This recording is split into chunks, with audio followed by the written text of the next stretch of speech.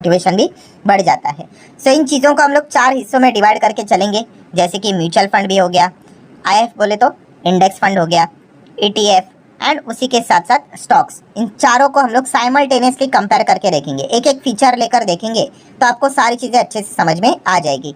अभी अगर किसी को ऐसा लगता है कि ये ईटीएफ क्या है, इसके ऊपर मैं ऑलरेडी आधे घंटे का वीडियो यहाँ पे बना चुका हूँ, उसका लिंक मैं ऊपर आई बटन पे दे दूंगा, तो ईटीएफ वाला वीडियो पहला देख लेना। अगर आप चाहो तो ईटीएफ का नॉलेज ले लेना, पूरा नॉलेज मैंने देख के रखा हुआ है।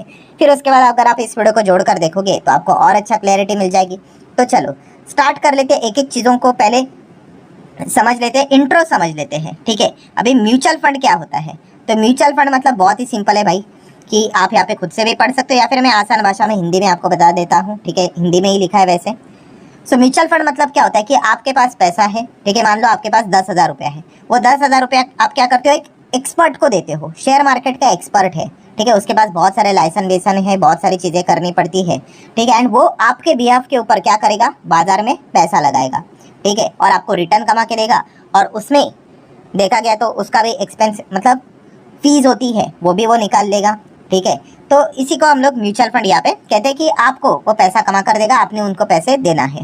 देन इंडेक्स फंड क्या है? इंडेक्स फंड भी सेम ही है, म्यूचुअल फंड जैसे है, सिर्फ फर्क है ऐसा है कि वो इंडेक्स में ही पैसा लगाएंगे और किधर नहीं। म्यूचुअल फंड में क्या होता है, अलग अलग इंडिविजुअल स्टॉक्स में वो पैसा लगाते हैं, large cap, mid cap, small cap, ये कैप, वो कैप। ठीक है, यहाँ पर अगर देखा गया तो सिर्फ इंडेक्स में पैसा लगाया जाएगा, इंडेक्स फंड में। ठीक है, पहले शुरुआत में थोड़ा थोड़ा आपको हेवी लगेगा, धीमे धीमे आप वीडियो को पूरा देखोगे तो आपको समझ में आ जाएगा। देन ईटीएफ क्या रहता है? ईटीएफ इज नथिंग बट, ठीक है, ये तो फुल फॉर्म है एक्सचेंज ट्रेडेड फंड, बट आप इसको समझ सकते हो combination of both, like index fund with stocks. मतलब इंडेक्स फंड जैसा भी चीजें यहाँ पे रहेगी कि पैसा इंडेक्स में ही लगेगा, किसी इंडिविजुअल कंपनी में नहीं लगेगा, बट इसमें स्टॉक्स के नेचर भी है, मतलब आप इसको खरीद बेच भी सकते हो। ठीक है, और आगे जाएंगे तो आपको क्लैरिटी मिलेगा। एंड स्टॉक्स की अगर हम लोग बात करें तो आपको बताइए, इंडिविजुअल कंपनी का शेयर आप खरीद सकते हो, डायरेक्टली आपको ओनरशिप मिल जाती है उस कंपनी में, जितना परसेंटेज का आपने शेयर खरीदा उस हिसाब से। तो चलो ये तो एक बेसिक इंट्रो हो गया। ठीक है, अभी और आपको क्लैरिटी मिलेगी जैसे से हम आगे बढ़ेंगे। ठीक है, तो जहाँ जहाँ पे मैं हाईलाइट कर रहा हूँ उधर ही ध्यान देना, इधर उधर मत देखना। ठीक है, तो चलो स्टार्ट कर लेते हैं। सबसे पहले आप देख सकते हो कि खुद से इन्वेस्ट, ये देखो, आई होप आपको ये विजिबल हो रहा है कि अगर आपको खुद से इन्वेस्ट करना है, ठीक है, तो म्यूचुअल फंड में क्या आप खुद से इन्वेस्ट कर सकते हो, मतलब पैसा देना होता है, बट नहीं, म्यूचुअल फंड वाला जो फंड मैनेजर है ना, वो आपके बिहाफ के ऊपर निवेश करता है, इसीलिए खुद से आप इन्वेस्ट नहीं करते, आप उसको पैसे देते हो। ठीक है, देन इंडेक्स फंड की अगर हम लोग बात करें तो इंडेक्स फंड में क्या होता है, क्या खुद से इन्वेस्ट होता है? तो नहीं, इंडेक्स फंड में भी सेम वही है, म्यूचुअल फंड की तरह आप पैसा देता हो, तो इसीलिए आप खुद से तो इन्वेस्ट नहीं करते हो। ठीक है, हाँ, ईटीएफ की अगर हम लोग बात कर ले, एक्सचेंज ट्रेडेड फंड, तो इसमें यस आप खुद पैसा लगाते हो। ठीक है, आपके अकाउंट में वो जो ईटीएफ है, शेयर है, वो आपको दिखते हैं, वो आते हैं। ठीक है, तो ये बात पता होनी चाहिए। स्टॉक्स की भी अगर हम लोग बात करें तो स्टॉक्स में भी वैसा ही है कि यस आप यहाँ पे क्या करते हो, खुद से ही खरीदते हो यहाँ पे, एंड वो आपके अकाउंट में यहाँ पे आ जाता है। ठीक है, तो ये एक पॉइंट हम लोग को देखने को मिल गया, ये एक इनका डिफरेंस है। देन अगर हम लोग आगे बढ़ेंगे दोस्तों तो डीमैट अकाउंट। ठीक है, तो डीमैट अकाउंट की अगर हम बात करें तो आप देख सकते हो म्यूचुअल फंड में अगर आपको पैसा लगाना है तो क्या डीमैट अकाउंट की जरूरत है? बिल्कुल भी नहीं। ठीक है, देन इंडेक्स फंड में अगर आपको पैसा लगाना है तो डीमैट अकाउंट की जरूरत है? बिल्कुल नहीं, क्योंकि कि जैसे मैंने बोला ना कि आपने, मान लो कोई फंड मैनेजर है मिस्टर राज, उसने आपको पैसे, आपने उनको पैसे दे दिए 10,000 रुपये, वो आपके बिहाफ के ऊपर पैसा लगाएगा, आपको कोई डीमैट अकाउंट की जरूरत नहीं होती अगर आप म्यूचुअल फंड, इंडेक्स फंड में पैसा लगाते हो तो। बट अगर आप ईटीएफ में पैसा लगाना चाहते हो, ईटीएफ में, तो यस आपको डीमैट अकाउंट की आवश्यकता है। सेम स्टॉक्स में पैसा लगाना चाहते हो डायरेक्टली, तो यस आपको डीमैट अकाउंट की आवश्यकता होती है। ठीक है, तो एक बेसिक चीज़ हम लोग को समझ में यहाँ पे आनी चाहिए, थोड़ा थोड़ा करके फिर हम एडवांस में जाएंगे। देन लास्ट, एक इसी फर्स्ट स्लाइड का लास्ट पॉइंट क्या है, लिस्टेड ऑन एक्सचेंज। एक्सचेंज के ऊपर क्या आपको ये लिस्ट होते हुए देखने को यहाँ पे मिल जाते हैं? तो म्यूचुअल फंड की अगर हम लोग बात करें तो ये अलग से हम लोग को ऐसा कुछ लिस्ट देखने को नहीं मिलता है। इंडेक्स फंड की अगर हम लोग बात करें तो नहीं, ये भी लिस्ट नहीं होते हैं। ईटीएफ की बात करें तो यस ये लिस्टेड होते हैं। ठीक है, आप देखते हो ना, निफ्टी ईटीएफ होता है, ठीक है, गोल्ड के भी ईटीएफ होते हैं, गोल्ड बीज ऐसे चीज़ें रहती है, जूनियर ईटीएफ होता है। ठीक है, अलग अलग टाइप के आपको ईटीएफ मिल जाएंगे, बैंक निफ्टी का ईटीएफ मिलेगा, आईटी वाला ईटीएफ मिलेगा, नैस्डैक का भी ईटीएफ मिल जाएगा। ठीक है, विदेश के भी ईटीएफ यहाँ पे मिल जाएंगे।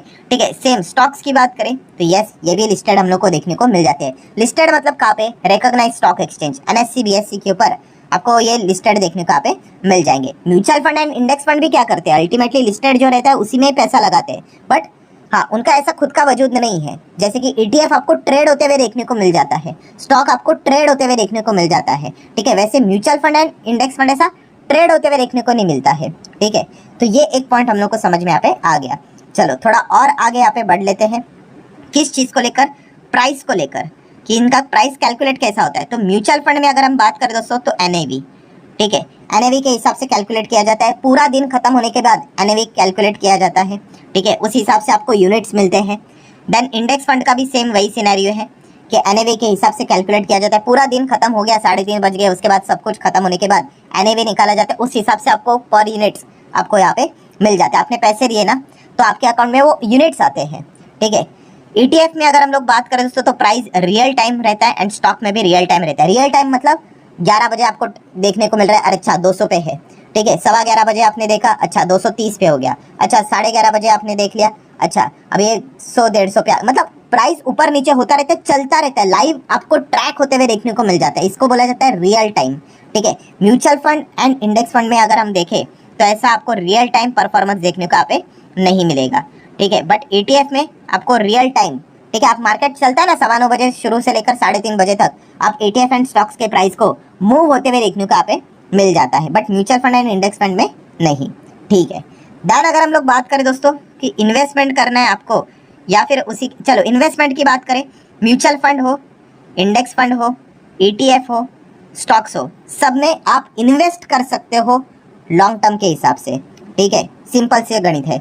बट अगर आपको ट्रेडिंग करनी है, ठीक है, या फिर आप चलो समझो इंट्राडे करना है आपको, तो म्यूचुअल फंड में इंट्राडे होगा नहीं होगा, इंडेक्स फंड में क्या है इंट्राडे होगा नहीं होगा, ETF एंड स्टॉक्स में होगा यस होगा, क्यों, क्योंकि वो रियल टाइम पे चलते हैं, ठीक है। आप 11 बजे खरीद सकते हो, 11:05 को बेच सकते हो, no doubt depend on liquidities and so many things, ठीक है, उसके ऊपर हम लोग अगले ही पॉइंट पे आने वाले हैं। बट यस आप इसको क्या कर सकते हो, ट्रेड भी कर सकते हो, इंट्राडे भी कर सकते हो, ठीक है। एक दिन खरीदने के बाद दूसरे दिन तीसरे दिन भी यहाँ पे बेच सकते हो, ठीक है। तो ट्रेडिंग यहाँ पे होती है ETF स्टॉक्स में। Mutual fund and index fund की बात करें, ट्रेडिंग नहीं होती है, आप इमीडिएटली बेच सकते हो, कोई दिक्कत की बात नहीं है, ठीक है। बट इंट्राडे जैसी चीजें हम लोग को देखने को नहीं मिलती index fund and mutual fund में। Then most important point liquidity, ठीक है। तो लिक्विडिटी की बात करें, म्यूचुअल फंड में कोई चिंता नहीं होती, एकदम हायर लेवल की लिक्विडिटी होती है, ठीक है। लिक्विडिटी का आसान भाषा में बोल दो भाई, कभी भी आप खरीद सकते हो बेच सकते हो, ठीक है, एकदम बायर सेलर आपको अवेलेबल मिल जाएंगे, बहुत लोग होते हैं, ठीक है। देन इंडेक्स फंड की भी बात करें तो लिक्विडिटी अच्छी होती है, एटलीस्ट मोर देन ETF होती है, यस। ETF की अगर हम लोग बात करें दोस्तों तो ETF का ड्रॉबैक आप चाहो तो थोड़ा बहुत बोल सकते हो, क्या रहता है कि इसमें जो लिक्विडिटी होती है ETF में वो हम लोग को लो लेवल की देखने को मिल जाती है। मतलब अगर आप ETF को बेचने जाओ या फिर खरीदने जाओ, हो सकता है आपको ज़्यादा टाइम इंतजार करना पड़े जिस भाव के ऊपर आप उसको खरीदना बेचना चाहते हो, ठीक है। ऐसा चुटकी बजाते नहीं होगा, ठीक है। जैसे कि म्यूचुअल फंड इंडेक्स फंड ने आपने बोल दिया बेचो बिक जाएगा, खरीदो खरीद लेंगे, इतना फास्ट होता है, क्यों, लिक्विडिटी एकदम सॉलिड होती है। ETF में वो थोड़ा सा एक कंसर्न है, ठीक है। अभी धीमे धीमे करके चीज़ें पॉपुलराइज हो रही है, ठीक है, बट अभी भी हम अगर कहें तो थोड़ा लो लिक्विडिटी देखने को यहाँ पे मिल जाता है। तो आपको आपके भाव के ऊपर शेयर को खरीदते बेचते वक्त शायद से इंतजार करना पड़े, या फिर ना भी आए, या फिर उससे कम ज़्यादा थोड़ा आपको कॉम्प्रोमाइज़ भी करना पड़े, ये चीज़ें हो सकती है। स्टॉक के लिक्विडिटी की बात करें भाई, वो डिपेंड करता है, ठीक है, आप कौन से शेयर में हो। अगर आपका शेयर है भाई 15 लाख करोड़ के मार्केट कैप वाला, तो वो चुटकियों में बिक जाएगा, एक सेकंड में बिक जाएगा, लाखों करोड़ों क्वांटिटीज बिक जाएंगे। बट अगर आपने स्टॉक में कोई नैनो कैप माइक्रो कैप वाली कंपनी पकड़ी है जहाँ पे लिक्विडिटी नहीं है, ठीक है, तो डेफिनेटली खरीदना बेचना मुश्किल हो सकता है, ठीक है। तो ये डिपेंड करता है स्टॉक्स में, nature to nature, large cap, mid cap, small cap, micro cap, nano cap, penny stock, किस में निवेश कर रहे हो आप, ठीक है। सो ये अभी आप लोगों को एक एक डिफरेंस देखने को मिल रहा है। चलो देन अभी आ जाते हैं दोस्तों एक बहुत ही इंपॉर्टेंट पॉइंट के ऊपर। कौन सा पॉइंट है, तो आप यहाँ पे देख सकते हो एक्सपेंस रेशो। मतलब अगर आप ये चीज़ें खरीदते बेचते हो तो खर्चा कहाँ पे निकलता है ज़्यादा कम, वो जानते हैं। सो एक्सपेंस रेशो की बात करें, म्यूचुअल फंड में एक्सपेंस रेशो ज़्यादा होता है, ठीक है, हाई होता है, ठीक है। क्यों, बहुत सिंपल है ना, जैसे मैंने कहा कि भाई आप किसी को पैसे दे रहे हो, मिस्टर राज को पैसे दे रहे हो, वो अपनी रिसर्च करेगा, मेहनत करेगा, भाई उसी का फीस तो आएगा कि नहीं, ठीक है। तो इसीलिए आप देख सकते हो इनका एक्सपेंस रेशो सबसे ज़्यादा होता है, अप्रोक्सीमेटली 1%, ठीक है, 1%। और ये ऐसा नहीं होता है कि रिटर्न बना के देंगे ही, तभी पैसा 1% निकालेंगे, नहीं लॉस भी हो गया तो भी भाई वो अपना 1% निकाल के लगा, ठीक है। देन अगर बात करेंगे तो इंडेक्स फंड का एक्सपेंस रेशियो मीडियम होता है, 0.1% से लेके 0.3%, ठीक है, वेरी करता है बट इसी के बीच में रहेगा। देन अगर हम लोग बात करेंगे ईटीएफ में एक्सपेंस रेशियो काफ़ी लो होता है, 0.01%। क्यों बताओ? क्योंकि index fund and mutual fund में कोई तो तीसरा व्यक्ति पे आप पैसा दे रहे हो ना, ठीक है। ईटीएफ में आपको खुद से पैसा लगाना है, ठीक है, खुद से इन्वेस्ट करना है, तो इसलिए ज़्यादा खर्चा है नहीं। स्टॉक्स में भी देखा गया तो कंपैरेटिवली लो ही होता है, brokerage, STT, then exchange charges, GST, SEBI charges, stamp duty, ये सब कुछ भी पकड़ लिया, स्टिल हम कह सकते कंपैरेटिवली लो ही होता है, ठीक है। सो ईटीएफ एंड स्टॉक्स की अगर हम लोग बात करें तो थोड़ा सा खर्चा कम है। अगर आप किसको दूसरे को पैसे दे रहे हो, ठीक है, अगर वो इंडेक्स फंड में लगा रहा है तो ज़्यादा खर्चा नहीं, फिर भी 0.1 0.3 रहता है। म्यूचुअल फंड अगर आप प्रॉपरली लगा रहे हो, large cap, mid cap, small cap में जा रहे हो, तो वो 1% का फीस यहाँ पे लेगा, तो इसको बोलते हैं एक्सचेंज रेशो, एक्सपेंस रेशो, ठीक है, खर्चे का हिसाब से, ठीक है। देन आगे बढ़ लेते हैं दोस्तों किस चीज़ के ऊपर, तो दोस्तों liquidity, any time sell buy की अगर हम लोग बात करें तो अभी हम लोगों ने देखा था ना लिक्विडिटी, कोई बात नहीं रिपीट हो जाएगा तो अच्छा है। तो क्या देखा था, लिक्विडिटी म्यूचुअल फंड में ज़्यादा होती है, इंडेक्स फंड में भी ज़्यादा ही होती है, ठीक है। देन ईटीएफ में लो होता है एंड स्टॉक्स में डिपेंड करता है, ठीक है। 2 बार पॉइंट रिपीट हो गया, कोई दिक्कत की बात नहीं, चलो रिवीजन हो गया। देन आगे बढ़ेंगे दोस्तों, व्हाई टू इन्वेस्ट, ठीक है। अगर म्यूचुअल फंड में करना है, इंडेक्स फंड में करना है, ईटीएफ में करना है, स्टॉक्स में करना है, तो क्यों किया जाता है? आपका कुछ तो मोटिव होगा ना भाई, कि ऐसा ही बस पैसे आ रहे हैं तो किधर भी लगा दिया करके। तो हर एक इंसान का अपना एक मोटिव होता है, टारगेट होता है कि भाई आप चाहते क्या हो, कि आप जो यहाँ पे पैसा लगा रहे हो आप कुछ तो रिटर्न चाहते होंगे। एंड रिटर्न एंड रिस्क का भाई रिलेशन तो आपको पता ही है, आप ज़्यादा रिस्क लोगे तो ज़्यादा रिटर्न हो सकते हैं, आप कम रिस्क लोगे तो कम ही रिटर्न बनेंगे। तो व्हाई टू इन्वेस्ट। सो अगर हम लोग यहाँ पे बात करें दोस्तों तो म्यूचुअल फंड में यहाँ पे देखा गया है तो इन्वेस्ट इसीलिए किया जाता है कि आपको इंडेक्स से तो ज़्यादा रिटर्न यहाँ पे बन सके। इंडेक्स बोले तो निफ्टी 50, निफ्टी से तो ज़्यादा रिटर्न बन सके, ठीक है। मान लो फॉर एग्जांपल निफ्टी में 15% बनते हैं, मान लो, ठीक है। मैं 5 साल के हॉरिजॉन की बात करो, एक साल में ऐसा नहीं होता है कोई, ठीक है। 15% बनते हैं एवरेज, ठीक है। तो उसको मुझे बेट करना है भाई, 15 से मुझे ज़्यादा चाहिए, मैं रिस्क लेना चाहता हूँ, तो इसीलिए लोग म्यूचुअल फंड की ओर कदम उठाते हैं, ठीक है। इसीलिए तो हम 1% एक्स्ट्रा दे रहे हैं किसी व्यक्ति को कि भाई तुम ज़रा दिमाग लगाओ भाई, अच्छा फंड चूज करके रखो, अच्छे शेयर्स चूज करके रखो, ठीक है, और अच्छे रिटर्न दिला दो भाई। तो ये एक बेसिक सा क्या होता है, अजम्पशन होता है कि इसलिए मैं म्यूचुअल फंड में जा रहा हूँ। इंडेक्स फंड में क्यों लोग पैसा यहाँ पे डालते हैं कि उनको क्या चाहिए, एक इंडेक्स लेवल की एवरेज रिटर्न चाहिए कि भाई हमारे देश की जो ग्रोथ है, ठीक है, निफ्टी 50 अगर जो चल रहा है उसी में मैं पैसा लगाना चाहूँगा, ठीक है, वो बढ़ेगा 15% के हिसाब से, उसी के आसपास अगर रिटर्न दिए मैं हैप्पी हूँ, उसके लिए वो निवेश यहाँ पे करते हैं, ठीक है। क्योंकि म्यूचुअल फंड में भाई वो कोशिश तो करेंगे, बड़ी कोई गारंटी नहीं कि 15% ही मिलेगा भाई, 10% भी हो सकता है, माइनस में भी जा सकता है, ठीक है। सो ये एक पॉइंट हम लोग को देखने को मिल जाता है। देन ईटीएफ में कोई क्यों पैसा लगाता है भाई, to get index level average returns, मतलब इंडेक्स लेवल के ही सेम एवरेज रिटर्न यहाँ पे मिलते हैं, बट यहाँ पे एक्सपेंस रेशियो कम होता है, तो आपका नेट हाथ में बसा हुआ पैसा थोड़ा ज़्यादा होता है, ठीक है, ईटीएफ के हिसाब से बात करें तो, ठीक है। और इंडेक्स फंड में क्या होता है दोस्तों कि आपको थोड़ा एक्सपेंस ज़्यादा देना पड़ता है, तो आपका नेट रिटर्न थोड़ा कम होता है कंपेयर टू द ईटीएफ, ठीक है। इसीलिए लोग क्या करते हैं, खुद से ईटीएफ में जाते हैं। एंड स्टॉक्स में क्यों लोग पैसा लगाते हैं, why to invest, multi bagger returns, ठीक है। मल्टी बैगर रिटर्न्स मतलब ये बोलने के लिए भाई चल गया तो ठीक है, वरना रास्ते पे भी आ सकते हो, ठीक है। याद रखना mutual fund, index fund, ETF में आप कभी रास्ते पे नहीं आओगे, हाँ स्टॉक पे आप जरूर रास्ते पे आ जाओगे अगर आपने गलत स्टॉक पिक किए। सुना है ना, ये स्टॉक में स्कैम हो गया, ठीक है, ये बैंक थी सीधा कोलैप्स ही हो गई, सीधा आप देख सकते हो 400-500 पे चलने वाला स्टॉक 4 रुपए पे आ गया, अभी तो स्टॉक डिलिस्ट हो गया, तो खत्म, ठीक है। तो बस वही है कि रिटर्न्स भी वैसे होते हैं भाई कि अगर कोई अमीर बना है, ठीक है, बहुत सॉलिड अमीर बना है, तो obviously mutual fund, index fund, ETF में निवेश करके बहुत ज़्यादा अमीर तो नहीं बन सकते। स्टॉक अगर आपने अच्छा पिक कर लिया और अगर वो भाई एकदम भाग गया, एकदम ही ज़बरदस्त आपको बोनस पेड भी मिल गया, ठीक है, एंड अगर आपकी लॉटरी लग गई, तो इस प्रकार की चीज़ें स्टॉक्स में हो सकती हैं। तो इसीलिए लोग क्या करते हैं, स्टॉक में भी डायरेक्ट निवेश करने की कोशिश करते हैं। बट याद रखना है, ये सुनने के लिए ठीक है, प्रैक्टिकली स्टॉक पिकिंग एक बहुत बड़ा टफ चैलेंजिंग पार्ट होता है। देन अगर हम लोग बात करें, जैसे अभी हम लोगों ने कहा रिस्क को भी जानना इंपॉर्टेंट है, तो म्यूचुअल फंड में रिस्क है भाई, ज़्यादा है, ठीक है। ऐसा नहीं होता है कि बोलने के लिए बोल दिया कि भाई 15% के आसपास एवरेज, ऐसी कोई बात नहीं है। बहुत सारे ऐसे म्यूचुअल फंड है जो कि अच्छे रिटर्न्स नहीं दे पा रहे, एफडी से भी खराब कर लेते हैं कभी कभी। देन इंडेक्स फंड में देखा गया तो रिस्क कंपैरेटिवली लो होता है, ईटीएफ में भी देखा गया तो लो होता है, क्योंकि वो इंडेक्स को ही फॉलो कर रहे हैं ना। तो इंडेक्स जितना देगा हमें पता है भाई, मैं अगर इंडेक्स फंड ईटीएफ में पैसा लगा रहा हूँ, ठीक है, मैं फिलहाल निफ्टी फिफ्टी का ही एग्जांपल लेकर चल रहा हूँ, तो मुझे पता है भाई जितना निफ्टी फिफ्टी 5 साल में देगा उसी के आसपास मुझे मिलने वाले हैं, ठीक है। देन अगर बात करें स्टॉक्स में रिस्क की, अगर मैं बात करूँ तो यस, काफ़ी ज़्यादा हायर लेवल के रिस्क है। अभी मैंने क्या बोला कि जीरो भी हो सकता है, आपने 10 लाख लगाया है, 10 करोड़ लगाए, पूरा जीरो हो सकता है, पूरा प्रॉपर जीरो, डूब सकते हो आप, ठीक है। ये इतनी बड़ी रिस्क होती है, बट यस यहाँ पे आपके मल्टी बैगर रिटर्न्स भी रहेंगे। तो जैसे अभी मैंने कहा कि रिस्क एंड रिवॉर्ड सेम चीज़ें हम लोग को देखने को यहाँ पे मिल जाती है। ज़्यादा रिस्क लोगे तो ज़्यादा रिवॉर्ड, कम रिस्क लोगे तो कम रिवॉर्ड, एवरेज रिस्क लोगे तो average reward, simple.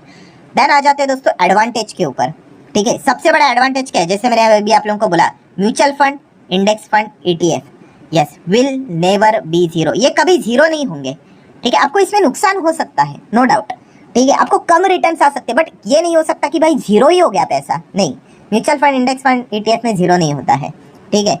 But stock में yes can give you a solve, मतलब यहाँ पे एडवांटेज क्या है दोस्तों, यहाँ पे ये एडवांटेज की हम बात कर रहे हैं कि ये तीन, इसमें कभी जीरो नहीं होगा पैसा। एंड स्टॉक का एडवांटेज होता है कि यस आपको एक सॉलिड रिटर्न दे सकता है, ठीक है, ये एडवांटेज हो गया। बट उसी के साथ साथ डिसएडवांटेज क्या है, डिसएडवांटेज की बात करें कि यस यहाँ पे वो आपको कंपैरेटिवली लो एवरेज रिटर्न देंगे, ये तीन, index fund, mutual fund, ETF. But stocks का डिसएडवांटेज क्या है, कैन बी अ जीरो, पूरा बर्बाद हो सकते हो आप यहाँ पे, ठीक है। आई नो काफ़ी चीज़ें मैंने रिपीट किया, बट वो आपको समझाने के लिए। अगर आप कहते हो कि मैंने म्यूचुअल फंड में पैसा रखा है, ईटीएफ में रखा है, इंडेक्स फंड में रखा है, यस आप ऐसा बर्बाद नहीं होगे, ठीक है। बट यस स्टॉक, अगर आप ये कहते हो कि मैं खुद से स्टॉक में पैसा लगा रहा हूँ, 4 स्टॉक में लगा रहा हूँ, 5 में लगा रहा हूँ, 15 में रख रहा हूँ, हो सकता है जीरो हो सकता है, पूरा का पूरा जीरो हो सकता है। तो ये सबसे बड़ा डिसएडवांटेज है स्टॉक में अगर आप इंडिविजुअली जाते हो तो।